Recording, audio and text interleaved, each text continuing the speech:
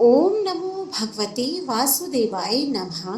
दामोदर द्वादशी का व्रत भगवान विष्णु को समर्पित माना जाता है। सभी भक्त भगवान विष्णु का आशीर्वाद प्राप्त करने के लिए पूरी श्रद्धा और आस्था के साथ दामोदर द्वादशी का व्रत करते हैं।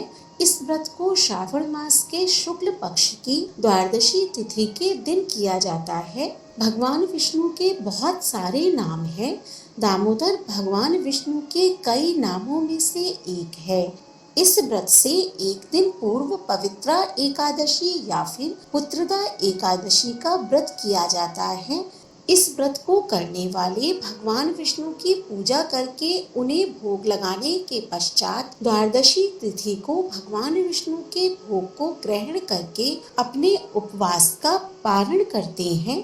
तो आइए जानते हैं कि दामोदर द्वादशी व्रत की कथा को, उसके महत्व और लाभों को, और साथ ही साथ दामोदर द्वादशी व्रत की पूजा विधि के बारे में विस्तार से। नमस्कार, स्वागत है आपका सनातन ज्ञान और संस्कार चैनल पे। दामोदर द्वादशी का व्रत 28 अगस्त 2023 दिन सोमवार को रखा जाएगा।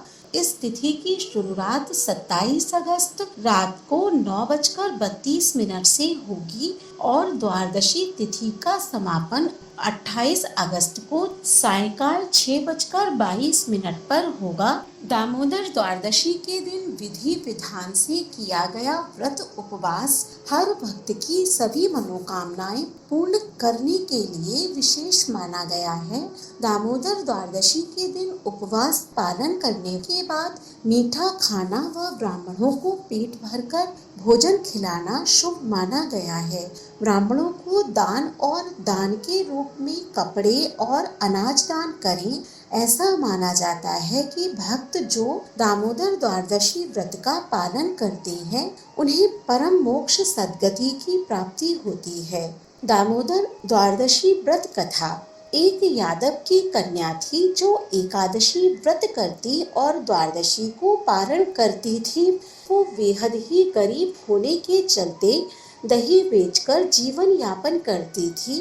एक बार उसने एकादशी का व्रत किया और द्वादशी को पारण करना था। उसने सोचा कि आज दही थोड़ा है, जल्द बिक जाएगा, उसे बेचने के बाद वह पारण कर लेगी। उस दिन कृष्ण और राधा रास कर रहे थे। उस दौरान राधा ने गूलर के वृक्ष को जोर से हिलाया। गूलर का दिव्य पुष्प कन्या की मटकी में जा गिरा, जिसके प्रभाव से मटकी का दही बढ़ने लगा, जो कि खत्म होने का नाम ही नहीं ले रहा था। यह क्रम पूरे दिन चलता रहा और अनजाने में कन्या ने द्वादशी का व्रत भी कर लिया, जिससे हरि प्रसन्न हुए और उस कन्या को वैकुंठ की प्राप्ति हुई।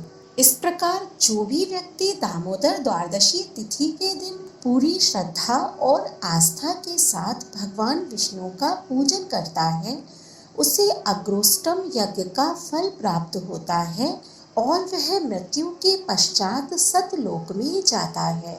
जो व्यक्ति दामोदर द्वादशी तिथि को दिन रात व्रत करके भगवान विष्णु की पूजा अर्चना करता है, उसे गौमेघ यज्ञ का फल प्राप्त होता है और उसे मृत्यु के पश्चात स्वर्ग की प्राप्ति होती है। श्रावण मास में पड़ने वाली द्वादशी तिथि के दिन उपवास करके भगवान विष्णु की पूजा करने वाले पुरुष को नरमेघ यज्ञ का फल प्राप्त होता है और वो पुरुष महान पुण्य का भागी होता है। जो भी व्यक्ति श्रावण मास की द्वादशी तिथि के दिन रात व्रत करके भगवान श्रीधर की पूजा करता है, उसे 5 महायज्ञों का फल प्राप्त होता है और उस व्यक्ति के जीवन में कभी भी धन की कमी नहीं होती है और उस व्यक्ति की आत्मा पवित्र होती है।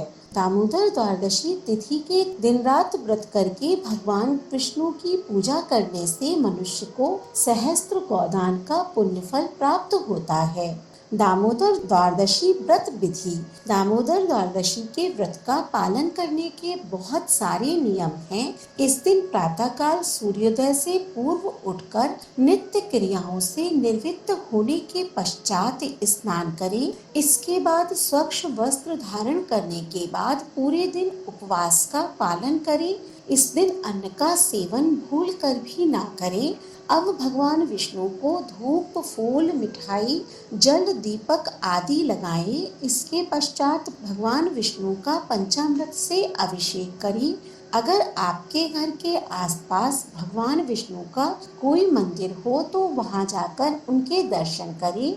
अब विष्णु सहस्त्र नाम, स्तोत्र और भागवत का पाठ करें या सुने और ब्राह्मणों को वस्त्र और अनाज का दान करें। मान्यताओं के अनुसार जो भी व्यक्ति पूरी श्रद्धा और आस्था के साथ दामोदर द्वादशी व्रत का पालन करता है और भगवान श्रीधर की पूजा करता है, उसे पंच महायज्ञों का फल प्राप्त होता है और उस व्यक्ति के जीवन में कभी भी धन की कमी नहीं रहती है। उसे मृत्यु के पश्चात मोक्ष की प्राप्ति होती है। आप भी इस विधि के अनुसार इस व्रत को अवश्य करें और अगर आज की जानकारी पसंद आई हो तो कमेंट बॉक्स में ओम नमो भगवते वासुदेवाय नमः अवश्य लिखें। धन्यवाद।